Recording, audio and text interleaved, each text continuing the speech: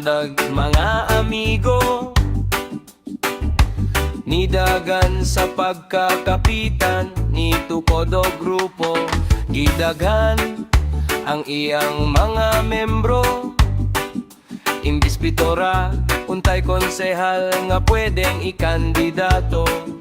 Mga nidagan pagkakonsehal na balaka, kon kinsa ang matagak nila, wala rabay